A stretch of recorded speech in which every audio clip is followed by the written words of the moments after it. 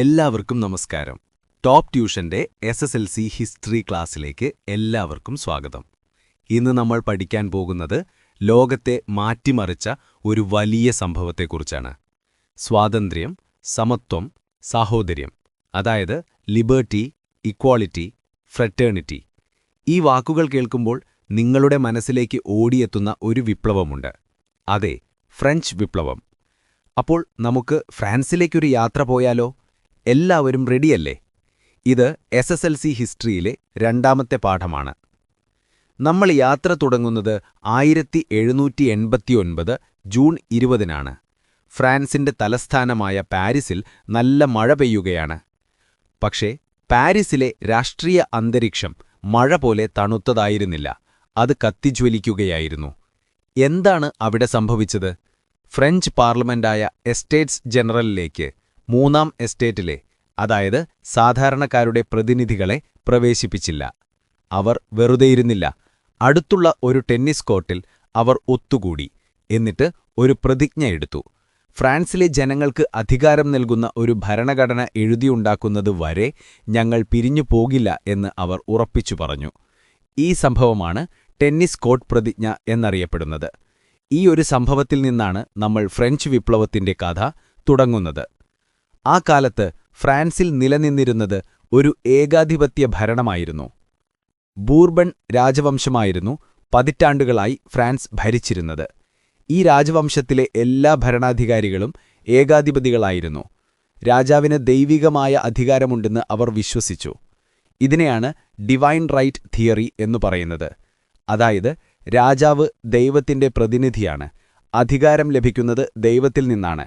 അതിനാൽ ജനങ്ങളോടല്ല, ദൈവത്തോടു മാത്രമേ അവർക്ക് ഉത്തരവാദിത്വമുള്ളൂ. എസ്റ്റേറ്റ്സ് ജനറൽ എന്നൊരു പാർലമെന്റ് ഉണ്ടായിരുന്നെങ്കിലും അത് വർഷങ്ങളായി വിളിച്ചുകൂട്ടിയിരുന്നില്ല. 1614-ലാണ് അവസാനമായി അത് സമ്മേളിച്ചത്.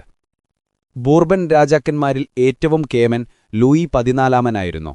ഞാനാണ് രാഷ്ട്രം എന്ന് പ്രഖ്യാപിച്ച ആളാണദ്ദേഹം. ഭയങ്കര അഹങ്കാരിയായിരുന്നു അല്ലേ? അദ്ദേഹത്തിനു ശേഷം വന്ന ലൂയി 15 അഴിമതിയും ധൂർത്തും തുടർച്ചയായ യുദ്ധങ്ങളും കൊണ്ട് രാജ്യത്തെയും ജനങ്ങളെയും ദുരിതത്തിലാക്കി. ഈ ധൂർത്തിനു പണം കണ്ടെത്താൻ അദ്ദേഹം ജനങ്ങളുടെ മേൽ പുതിയ നികുതികൾ ചുമത്തി. പിന്നീട് അധികാരത്തിൽ വന്ന ലൂയി 16 ഭരണകാര്യങ്ങളിൽ വലിയ ശ്രദ്ധയൊന്നും കൊടുത്തില്ല. രാജ്ഞിയായ മേരി ആന്റോണറ്റ് ആകട്ടെ ഭരണകാര്യങ്ങളിൽ നിരന്തരം ഇടപെട്ടു. രാജ്ഞിയുടെ ധൂർത്ത് കണ്ടില്ലെന്ന് രാജാവ് നടിച്ചു. ഇതൊക്കെ ജനങ്ങളെ വല്ലാതെ ദേഷ്യം പിടിപ്പിച്ചു. ഇനി നമുക്ക് അന്നത്തെ ഫ്രഞ്ച് സമൂഹം എങ്ങനെയുണ്ടായിരുന്നുവെന്ന് നോക്കാം. പ്രഭുക്കന്മാർ യുദ്ധം ചെയ്യുന്നു, പുരോഹിതന്മാർ പ്രാർത്ഥിക്കുന്നു, സാധാരണക്കാർ നികുതി അടയ്ക്കുന്നു. ഇത് ഫ്രാൻസിലെ സാധാരണക്കാർക്കിടയിലുണ്ടായിരുന്ന ഒരു ചൊല്ലായിരുന്നു. ഇതിൽ നിന്ന് തന്നെ കാര്യങ്ങൾ വ്യക്തമാണല്ലേ? 18-ാം നൂറ്റാണ്ടിലെ ഫ്രഞ്ച് സമൂഹം 3 തട്ടുകളായി അഥവാ എസ്റ്റേറ്റുകളായി വിഭജിക്കപ്പെട്ടിരുന്നു. ഒന്നാം എസ്റ്റേറ്റിൽ പുരോഹിതന്മാർ അഥവാ ക്ലർജി, രണ്ടാം എസ്റ്റേറ്റിൽ പ്രഭുക്കന്മാർ അഥവാ നോബിൾസ്, മൂന്നാം എസ്റ്റേറ്റിൽ സാധാരണക്കാർ അഥവാ കോമൺസ്.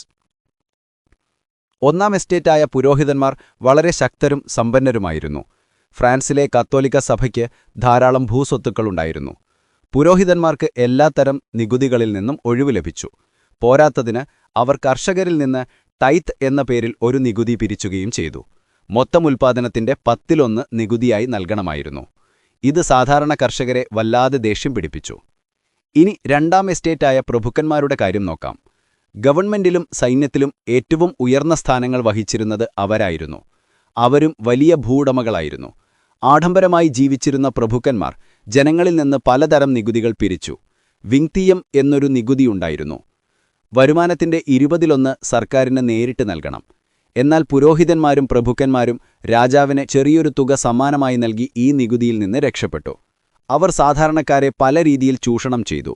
കോർവേ എന്ന നിയമപ്രകാരം സാധാരണക്കാരെ വർഷത്തിൽ 3-4 ദിവസം കൂലി നൽകാതെ ജോലി ചെയ്യിപ്പിക്കാനുള്ള അവകാശം അവർക്കുണ്ടായിരുന്നു.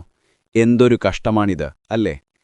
അവസാനമായി മൂന്നാം എസ്റ്റേറ്റ്, അതായത് സാധാരണക്കാർ. ഇതിൽ മധ്യവർഗം, തൊഴിലാളികൾ, കർഷകർ എന്നിവർ ഉൾപ്പെട്ടിരുന്നു. ഭൂരിപക്ഷം വരുന്ന ഈ വിഭാഗത്തിലെ മിക്കവരും ദാരിദ്ര്യത്തിലാണ് ജീവിച്ചിരുന്നത്. അവർ ഉൽപ്പാദിപ്പിക്കുന്നതിന്റെ ഒരു ചെറിയ ഭാഗം മാത്രമേ അവർക്ക് ലഭിച്ചിരുന്നുള്ളൂ. രാജാവിനും സഭയ്ക്കും പ്രഭുക്കന്മാർക്കും പലതരം നികുതികൾ നൽകാൻ അവർ നിർബന്ധിതരായി. കൂടാതെ സൈനിക സേവനം, റോഡുകൾ, പാലങ്ങൾ എന്നിവയുടെ നിർമ്മാണത്തിന് സൗജന്യമായി സേവനം ചെയ്യുക തുടങ്ങിയ നിർബന്ധിത ജോലികളും അവർ ചെയ്യണമായിരുന്നു. ഗ്യാബൽ എന്ന പേരിൽ ഉപ്പിനുമേൽ ചുമത്തിയിരുന്ന നികുതി ജനങ്ങളെ വല്ലാതെ വലച്ചു. ഇതിനിടയിലാണ് 18-ാം നൂറ്റാണ്ടിൽ ഫ്രഞ്ച് സമൂഹത്തിൽ ഒരു മധ്യവർഗം ഉയർന്നുവരുന്നത്. കാർഷിക വ്യാവസായിക മേഖലകളിലെ പുരോഗതിയാണ് ഇതിന് കാരണം. നല്ല നഗരങ്ങൾ ഉയർന്നുവന്നു. ഡോക്ടർമാർ, അഭിഭാഷകർ, ബാങ്കർമാർ, വ്യാവസായികൾ എന്നിവർ ഒക്കെ ഈ മധ്യവർഗത്തിൽ ഉൾപ്പെട്ടിരുന്നു. സാമ്പത്തികവും വിദ്യാഭ്യാസപരവുമായി പുരോഗതി നേടിയിട്ടും ഭരണത്തിലും സൈന്യത്തിലും അവർക്ക് അർഹമായ സ്ഥാനമോ അധികാരമോ ലഭിച്ചില്ല. ഇത് മധ്യവർഗത്തിൽ വലിയ അസംതൃപ്തി ഉണ്ടാക്കി. ഈ അസംതൃപ്തി ഫ്രഞ്ച് വിപ്ലവത്തെ നിർണായകമായി സ്വാധീനിച്ചു. ഇതിനിടയിൽ 1770കളിൽ ഫ്രാൻസിലെ കാർഷിക മേഖല ഒരു വലിയ പ്രതിസന്ധി നേരിട്ടു. ഉൽപ്പാദനം കുറഞ്ഞതാണ് കാരണം. ഇത് ഭക്ഷ്യധാന്യങ്ങളുടെയും റൊട്ടിയുടെയും വില വർദ്ധിക്കാൻ കാരണമായി. എന്നാൽ കൂലിയിൽ കാര്യമായ വർധനവ് ഉണ്ടായില്ല. ബ്രിട്ടനുമായിട്ടുള്ള ഒരു വ്യാപാര കരാർ കാരണം ബ്രിട്ടീഷ് ഉൽപ്പന്നങ്ങൾക്ക് ഇറക്കുമതി തീരുവ കുറച്ചു. ഇതോടെ ഫ്രഞ്ച് വിപണിയിൽ ബ്രിട്ടീഷ് ഉൽപ്പന്നങ്ങൾ നിറഞ്ഞു. ഇത് തദ്ദേശീയരായ കൈത്തൊഴിലാളികളെ തൊഴിലില്ലാത്തവരാക്കി. ഈ പ്രശ്നങ്ങളെല്ലാം കാരണം കർഷകരും തൊഴിലാളികളും സർക്കാരിനെതിരെ തെരുവിലിറങ്ങി. സാമ്പത്തിക പ്രതിസന്ധി മറികടക്കാൻ ലൂയി 16-ാമൻ രാജാവ് ബാങ്കർമാരിൽ നിന്ന് വലിയ തുക കടം വാങ്ങി. ഖജനാവ് കാലിയായതോടെ ബാങ്കർമാർ കൂടുതൽ പണം നൽകാൻ മടിച്ചു. ഈ നികുതിയിലെ അസമത്വമാണ് ബാങ്കർമാർ ഉൾപ്പെടെയുള്ള മധ്യവർഗം സർക്കാരിനെ എതിർക്കാനുള്ള പ്രധാന കാരണം. ഇങ്ങനെയൊരു സാഹചര്യത്തിലാണ് ഫ്രഞ്ച് ചിന്തകരുടെ ആശയങ്ങൾ ജനങ്ങളെ സ്വാധീനിച്ചത്. നമുക്ക് അവരെ പരിചയപ്പെടാം. ആദ്യത്തെയാൾ വോൾട്ടയറാണ്. അദ്ദേഹം ഒരു തത്വചിന്തകനും ചരിത്രകാരനുമായിരുന്നു. അദ്ദേഹം പുരോഹിതന്മാരെ തന്റെ ലേഖനങ്ങളിലൂടെ നിരന്തരം വിമർശിച്ചു.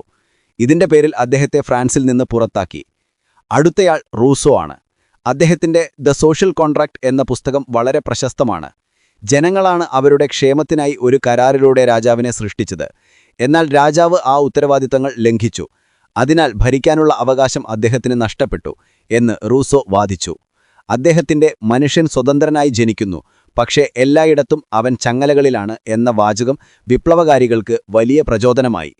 മറ്റൊരാൾ മോണ്ടസ്ക്യൂ ആണ്. അദ്ദേഹം സഭയുടെ തിന്മകളെയും ഭരണകൂടത്തിന്റെ സ്വേച്ഛാധിപത്യത്തെയും വിമർശിച്ചു. ഗവൺമെന്റിന്റെ അധികാരങ്ങളെ നിയമനിർമ്മാണം, കാര്യനിർവഹണം, നീതിന്യായം എന്നിങ്ങനെ മൂന്നായി വിഭജിക്കണം എന്ന് അദ്ദേഹം നിർദ്ദേശിച്ചു. ഇത് വ്യക്തിസ്വാതന്ത്ര്യം ഉറപ്പാക്കുമെന്നും അദ്ദേഹം പറഞ്ഞു. അദ്ദേഹത്തിന്റെ പ്രശസ്തമായ കൃതിയാണ് ദ സ്പിരിറ്റ് ഓഫ് ലോസ്. ഈ ചിന്തകരുടെ ആശയങ്ങൾ ചർച്ച ചെയ്യപ്പെട്ടിരുന്നത് ഫ്രാൻസിലെ സലൂണുകളിലും കോഫി ഹൗസുകളിലുമായിരുന്നു.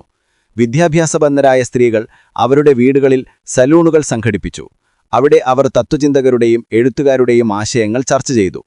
സാധാരണക്കാർ കോഫി ഹൗസുകളിൽ ഒത്തുകൂടി രാഷ്ട്രീയ ചർച്ചകൾ നടത്തി. വിപ്ലവ പ്രവർത്തനങ്ങൾ ആസൂത്രണം ചെയ്തു. കടുത്ത സാമ്പത്തിക പ്രതിസന്ധി മറികടക്കാൻ പുതിയ നികുതികൾ ചുമത്തേണ്ടത് അത്യാവശ്യമായി വന്നു.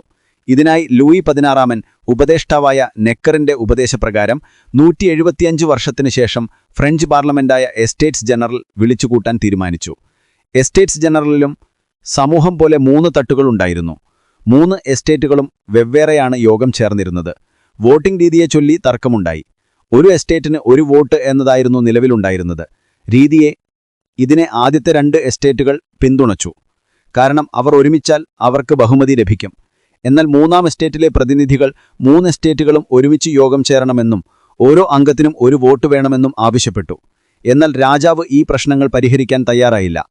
ഇതിനെ തുടർന്ന് 1789 ജൂൺ 20-ന് 3-ാം എസ്റ്റേറ്റിലെ അംഗങ്ങൾ തങ്ങളാണ് ഫ്രാൻസിലെ ജനങ്ങളുടെ യഥാർത്ഥ പ്രതിനിധികളെന്ന് പ്രഖ്യാപിക്കുകയും അവരുടെ സഭയെ ഫ്രഞ്ച് നാഷണൽ അസംബ്ലി എന്ന് വിളിക്കുകയും ചെയ്തു.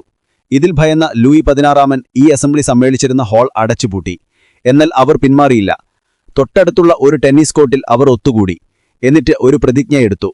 ഫ്രാൻസിലെ ജനങ്ങൾക്ക് അധികാരം നൽകുന്ന ഒരു ഭരണഘടന എഴുതിയുണ്ടാക്കുന്നതുവരെ ഞങ്ങൾ പിരിഞ്ഞുപോകില്ല എന്ന് അവർ ഉറപ്പിച്ചു പറഞ്ഞു. ഈ സംഭവമാണ് ടെന്നീസ് കോർട്ട് പ്രതിജ്ഞ എന്നറിയപ്പെടുന്നത്. ഈ ഒരു സംഭവത്തിൽ നിന്നാണ് നമ്മൾ ഫ്രഞ്ച് വിപ്ലവത്തിന്റെ കഥ തുടങ്ങുന്നത്. ടെന്നീസ് കോർട്ട് പ്രതിജ്ഞയ്ക്ക് ശേഷം കാര്യങ്ങൾ കൂടുതൽ വഷളായി. ലൂയി 16-ാമൻ രാജാവ് തന്റെ ഉപദേഷ്ടാവായ നെക്കറെ പിരിച്ചുവിട്ട് പാരീസ് വിടാൻ ഉത്തരവിട്ടു. ഈ വാർത്ത കാട്ടുതീ പോലെ പടർന്നതോടെ പ്രകോപിതരായ ജനക്കൂട്ടം പാരീസിലെ ധാന്യപ്പുരകളും ബേക്കറികളും പിടിച്ചെടുത്തു. അവർ ആയുധങ്ങൾ ശേഖരിച്ച് ബൂർബൻ ഏകാധിപത്യത്തിന്റെ പ്രതീകമായ ബാസ്റ്റൈൽ ജയിലിലേക്ക് മാർച്ച് ചെയ്തു. 1789 ജൂലൈ 14-ന് അവർ ബാസ്റ്റൈൽ ജയിൽ ആക്രമിച്ച് കീഴടക്കി. മണിക്കൂറുകൾക്കുള്ളിൽ അവർ പാരീസ് നഗരത്തിന്റെ നിയന്ത്രണം ഏറ്റെടുത്തു. ബാസ്റ്റൈലിന്റെ പതനം ഫ്രഞ്ച് വിപ്ലവത്തിന്റെ തുടക്കമായി കണക്കാക്കപ്പെടുന്നു. അക്രമം ഫ്രാൻസിലെ ഗ്രാമപ്രദേശങ്ങളിലേക്കും വ്യാപിച്ചു. നികുതി പിരിവുകാരും ജനങ്ങളുടെ രോഷത്തിന് ഇരയായി. ജനങ്ങളുടെ രോഷം ഭയന്ന ലൂയി 16 നാഷണൽ അസംബ്ലി പാസാക്കിയ നിയമങ്ങൾ അംഗീകരിച്ചു. നാഷണൽ അസംബ്ലി നടപ്പിലാക്കിയ ചില പരിഷ്കാരങ്ങൾ എന്തൊക്കെയാണെന്ന് നോക്കാം. അടിമത്തം നിർത്തലാക്കി, പ്രഭുക്കന്മാർക്കുണ്ടായിരുന്ന പ്രത്യേക അധികാരങ്ങൾ എടുത്തുകളഞ്ഞു, കത്തോലിക്ക സഭയ്ക്ക് നൽകേണ്ടിയിരുന്ന നികുതി നിർത്തലാക്കി, അധിക നികുതികൾ റദ്ദാക്കി എന്നിവയായിരുന്നു ആ പരിഷ്കാരങ്ങൾ. ഫ്രഞ്ച് വിപ്ലവത്തിൽ സ്ത്രീകളുടെ പങ്കും വളരെ വലുതായിരുന്നു. ഭക്ഷ്യക്ഷാമവും നാഷണൽ അസംബ്ലിയുമായി സഹകരിക്കാത്ത ലൂയി 16 നയങ്ങളും സ്ത്രീകളെ സമരരംഗത്തേക്ക് ഇറങ്ങാൻ നിർബന്ധിതരാക്കി. ആയിരക്കണക്കിന് സ്ത്രീകൾ ചൂലുകളും വാളുകളും കുണ്ടങ്ങളും തോക്കുകളുമായി പാരീസിലെ വെർസൈൽസ് കൊട്ടാരത്തിലേക്ക് മാർച്ച് ചെയ്തു. അവർ രാജാവിനെയും കുടുംബത്തെയും ബലമായി പാരീസിലേക്ക് കൊണ്ടുവന്നു. നാഷണൽ അസംബ്ലിയുടെ തീരുമാനങ്ങൾ ഒരു സംശയവുമില്ലാതെ അംഗീകരിക്കാമെന്ന് ലൂയി 16 അവർക്ക് ഉറപ്പു നൽകി. ഒളിമ്പ്യ ഡി ഗൂഷ് എന്ന നാടകകൃത്ത് വിപ്ലവകാലത്ത് സ്ത്രീകളുടെ അവകാശങ്ങൾക്കായി വാദിച്ച ശക്തമായ ഒരു സ്ത്രീ ശബ്ദമായിരുന്നു.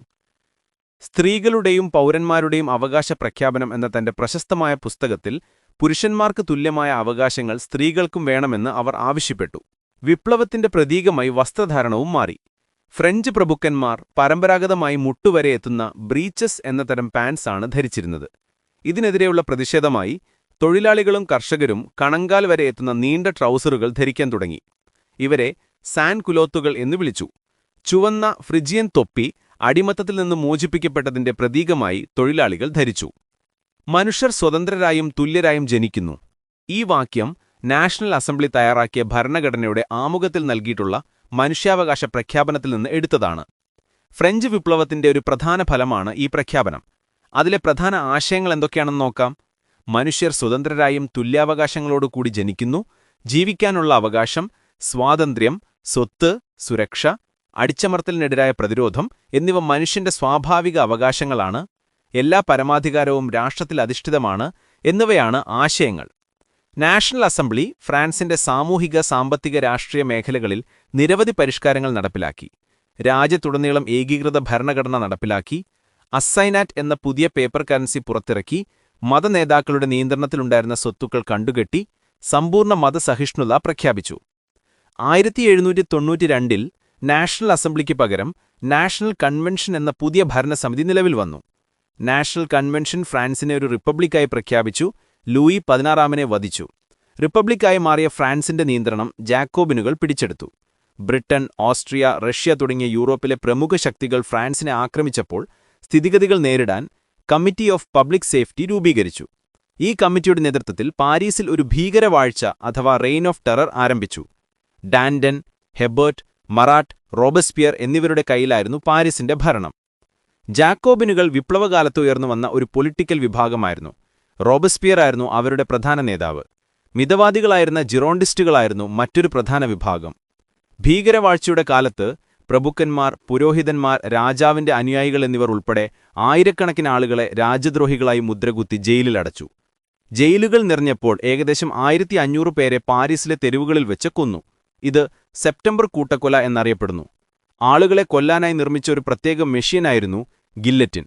ലൂയി 16 രാജ്ഞി മേരി ആന്റോയിനെറ്റിനെയും ഗില്ലറ്റിൻ ഉപയോഗിച്ചാണ് വധിച്ചത്. ഭീകരവാഴ്ചയ്ക്ക് നേതൃത്വം നൽകിയ റോബസ്പിയറും പിന്നീട് ഗില്ലറ്റിന് ഇരയായി. വിപ്ലവകാരികൾ നിലവിലുണ്ടായിരുന്ന കലണ്ടർ ഉപേക്ഷിച്ച് ഒരു പുതിയ വിപ്ലവ കലണ്ടർ നടപ്പിലാക്കി. ഭീകരവാഴ്ചയുടെ അവസാനത്തോടെ 1795 ഫ്രാൻസിലൊരു പുതിയ ഭരണഘടന നിലവിൽ വന്നു. ഇതിന്റെ അടിസ്ഥാനത്തിൽ 5 അംഗങ്ങളുള്ള ഒരു കമ്മിറ്റി ഭരണം നടത്തി. ഈ ഭരണ സംവിധാനത്തെ ഡയറക്ടറി എന്ന് വിളിച്ചു. എന്നാൽ താമസിയാതെ അഴിമതിയും കെടുകാര്യസ്ഥതയും ഡയറക്ടറിയുടെ തകർച്ചയിലേക്ക് നയിച്ചു. ജനങ്ങൾ കടുത്ത ദാരിദ്ര്യത്തിലായി. പുതിയ സർക്കാരിലുള്ള വിശ്വാസം നഷ്ടപ്പെട്ടു. ഫ്രഞ്ച് വിപ്ലവത്തിന്റെ ഏറ്റവും വ്യക്തമായ ഫലം ഫ്രാൻസിലെ ഫ്യൂഡലിസത്തിന്റെ തകർച്ചയായിരുന്നു. പഴയ ഭരണത്തിലെ നിയമങ്ങൾ വിപ്ലവത്തോടെ അപ്രത്യക്ഷമായി. സഭയുടെ ഉടമസ്ഥതയിലുണ്ടായിരുന്ന ഭൂമി മധ്യവർഗത്തിന്റെ സ്വത്തായി മാറി. ഏകീകൃത അളവുതൂക്ക സമ്പ്രദായം നടപ്പിലാക്കി. ആധുനിക ദേശീയത എന്ന ആശയം ഫ്രഞ്ച് വിപ്ലവത്തിന്റെ സംഭാവനയാണ്. ജനങ്ങളുടെ പരമാധികാരമെന്ന റൂസോയുടെ ആശയത്തെ അടിസ്ഥാനമാക്കിയുള്ള ജനാധിപത്യ ഭരണത്തിന് അടിത്തറ പാകിയത് ഫ്രഞ്ച് വിപ്ലവത്തിന് ശേഷമാണ്. ഈ സമയത്താണ് നെപ്പോളിയൻ ബോണാപ്പാർട്ട് രംഗപ്രവേശനം നടത്തുന്നത്. നെപ്പോളിയന്റെ വാക്കുകളിതാണ്: ഫ്രാൻസിന്റെ കിരീടം ഞാൻ അഴുക്കുചാലിൽ നിന്ന് കണ്ടെത്തി. എന്റെ വാളിന്റെ അറ്റം കൊണ്ട് ഞാനത് വൃത്തിയാക്കി എന്റെ തലയിൽ വച്ചു. അരാജകത്വത്തിലേക്ക് കൂപ്പുകുത്തിയ ഫ്രാൻസിൽ അധികാരം പിടിച്ചടയ്ക്കുന്നതിനെയാണ് അദ്ദേഹം സൂചിപ്പിച്ചത്. ഡയറക്ടറിയെ അട്ടിമറിച്ച് അധികാരം പിടിച്ചെടുത്ത അദ്ദേഹം 3 കോൺസൽമാരടങ്ങുന്ന ഒരു പുതിയ ഭരണ സംവിധാനം സ്ഥാപിച്ചു. നെപ്പോളിയൻ തന്നെയായിരുന്നു ഒന്നാം കോൺസൽ. താമസിയാതെ നെപ്പോളിയൻ സ്വയം ഫ്രാൻസിന്റെ ചക്രവർത്തിയായി പ്രഖ്യാപിച്ചു. അദ്ദേഹം ഫ്രാൻസിൽ നിരവധി പരിഷ്കാരങ്ങൾ നടപ്പിലാക്കി. നെപ്പോളിയനിക് കോഡ് എന്ന നിയമസംഹിതയിലൂടെ ഫ്യൂഡൽ നിയമങ്ങൾ നിർത്തലാക്കി, സമത്വവും മതസഹിഷ്ണുതയും ഉറപ്പാക്കി. പോപ്പുമായി കോൺകോർഡാറ്റ് എന്ന കരാറുണ്ടാക്കി, വിദ്യാഭ്യാസം സാർവത്രികമാക്കാൻ നടപടികൾ സ്വീകരിച്ചു, ലൈസികൾ എന്ന ഗവൺമെന്റ് സ്കൂളുകൾ സ്ഥാപിച്ചു, ബാങ്ക് ഓഫ് ഫ്രാൻസ് സ്ഥാപിച്ച് അതിന്റെ ഏകീകൃത കറൻസി സമ്പ്രദായം നടപ്പിലാക്കി, സൈന്യത്തെ പുനഃസംഘടിപ്പിച്ചു. നെപ്പോളിയന്റെ ഭരണപരിഷ്കാരങ്ങൾ ആധുനിക ഫ്രാൻസിന് അടിത്തറത്താക്കി. ഫ്രാൻസിന്റെ ശത്രുക്കളെ ഇല്ലാതാക്കാൻ നെപ്പോളിയൻ നിരവധി യുദ്ധങ്ങൾ നടത്തി. ഓസ്ട്രിയ, പ്രഷ്യ തുടങ്ങിയ രാജ്യങ്ങളെ അദ്ദേഹം പരാജയപ്പെടുത്തി. നെപ്പോളിയന്റെ പ്രധാന ശത്രു ബ്രിട്ടനായിരുന്നു. നാവികശക്തിയിൽ മികച്ചവരായ ബ്രിട്ടനെ കീഴടക്കാൻ കഴിയില്ലെന്ന് മനസ്സിലാക്കി അദ്ദേഹം ബ്രിട്ടനെ സാമ്പത്തികമായി തകർക്കാൻ പദ്ധതിയിട്ടു. ഈ പദ്ധതിയാണ് കോണ്ടിനെന്റൽ സിസ്റ്റം എന്നറിയപ്പെടുന്നത്. ഇതനുസരിച്ച് ഫ്രാൻസിന്റെ നിയന്ത്രണത്തിലുള്ള രാജ്യങ്ങൾ ബ്രിട്ടനുമായി വ്യാപാരം നടത്തുന്നത് വിലക്കി. എന്നാൽ ഇതിൽ പൂർണ്ണമായി വിജയിക്കാൻ നെപ്പോളിയന് കഴിഞ്ഞില്ല. ഇത് ബ്രിട്ടനുമായി ഒരു നീണ്ട യുദ്ധപരമ്പരയിലേക്ക് നയിച്ചു. അവസാനം 1815 വാട്ടർലോ യുദ്ധത്തിൽ നെപ്പോളിയൻ പരാജയപ്പെട്ടു. നെപ്പോളിയന്റെ പരാജയത്തിന് ശേഷം യൂറോപ്പിലെ രാജ്യങ്ങൾ 1815 ഓസ്ട്രിയയിലെ വിയന്നയിൽ യോഗം ചേർന്നു. ഇത് വിയന്ന കോൺഗ്രസ് എന്നറിയപ്പെടുന്നു. ഓസ്ട്രിയൻ ചാൻസലർ മെറ്റർനിച്ച് ആയിരുന്നു ഇതിന് നേതൃത്വം നൽകിയത്. ഫ്രാൻസിൽ ബൂർബൻ രാജവാഴ്ച പുനഃസ്ഥാപിക്കാൻ ഈ സമ്മേളനം തീരുമാനിച്ചു. അപ്പോൾ ഫ്രഞ്ച് വിപ്ലവം എന്നത് തങ്ങൾക്ക് നിഷേധിക്കപ്പെട്ട അവകാശങ്ങൾക്കായി ഫ്രാൻസിലെ സാധാരണക്കാരും മധ്യവർഗവും നടത്തിയൊരു മുന്നേറ്റമായിരുന്നു. അത് ലോക ചരിത്രത്തെ തന്നെ മാറ്റിമറിച്ചു. പിന്നെ നമ്മുടെ ഈ ടോപ്പ് ട്യൂഷൻ സെന്ററിൽ ചെറിയ ബാച്ച് സൈസിലാണ് ഹൈസ്കൂൾ ക്ലാസുകൾ ഉള്ളത്. അപ്പോൾ നല്ല മാർക്ക് വേണമെന്നുണ്ടോ? എങ്കിൽ എത്രയും പെട്ടെന്ന് ഞങ്ങളുടെ ഫേസ് ടു ഫേസ് ക്ലാസ്സിൽ ജോയിൻ ചെയ്യുകയോ അല്ലെങ്കിൽ യൂട്യൂബ് ക്ലാസ്സസ് ഉപയോഗിക്കുകയോ ചെയ്യുക.